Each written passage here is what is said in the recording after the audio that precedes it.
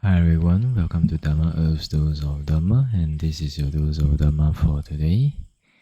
Okay, so for the next few dose of Dharma, we will be talking about the precepts, okay? A little bit more in detail, alright? Huh? We may think that, I know lah, not killing, not stealing, no sexual misconduct, no lying, no drinking of alcohol and intoxicant, like that only ma.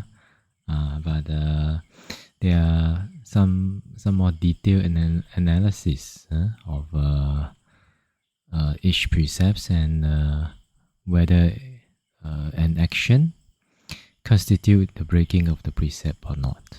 Okay, so let us go to the first one. The first one is the precept of not killing. Okay, Panatipada Veramani Sikkhapadang Samadhiyami. So there are 5 factors for these precepts. Only when the 5 factors are fulfilled, then the precept is broken. Okay, so let us see. First, it should be a living being. That means the victim. Second, you know that it is a living being. Okay, if you think that it is not a living being, it is just a stone, and you just want to, hit the stone. Maybe you want to use the stone to test your tool, maybe your hammer, your axe, etc., and you throw your axe at it, and it killed somebody. Then there is no panatipada. There's no breaking of the precepts. Okay, and then the third one is the intention to kill.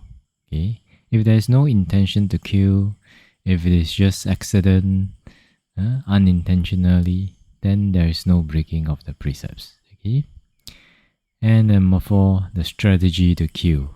Okay, you really move to kill, making the effort to kill. Okay, and then number 5, death occurring due to such effort. So if you make an effort, okay, let's say you fulfill the first 4. You know that it should be a living being. You know that the other party is a living being. You know that it is a living being. You have the intention to kill it, and then you put in the effort to kill it. But if death does not occur, then there's no panatipada.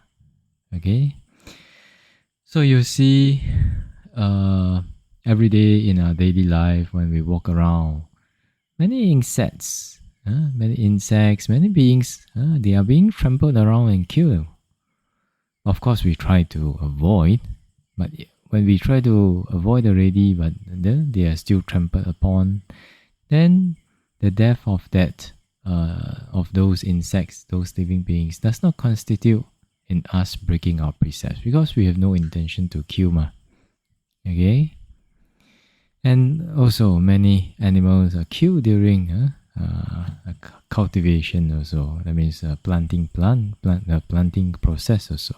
Okay, so panatipata, the death, this killing, unwholesome karma, and the breaking of the precept will not result for the farmer if there is no intention to kill. They just want to loosen the soil. They don't want to kill any being.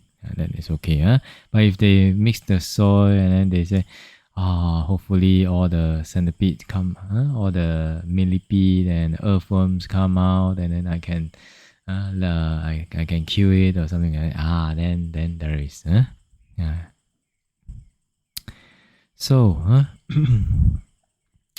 if one shoots at an animal with the intention to kill it, but let's say you miss it and hits another animal, okay, and kill it, then there is no breaking of the precept, because you didn't intend to kill that animal. You intended to kill the other animal. Okay, so there is no. But if you think, if I shoot this arrow, it may hit any of them. Then there is the breaking of the precept lah. But if not, if you're just aiming at one, then if you kill another, then there is no panatipata. There's no breaking of the precepts. Okay, like that, huh? Okay, so that's your dose of Dhamma for today. These 5 factors of killing. So hopefully it will be very clear. Hopefully it's clearer for every one of us to understand these 5 factors, and then you can judge for yourself, and also you can also develop your experience in keeping the precepts and in not breaking the precepts. Okay, so with this, may the Triple Gem bless all of you, be well, peaceful and happy, and may all of you be able to attain path, fruition and nibbana as soon as possible. Sadhu, sadhu, sadhu.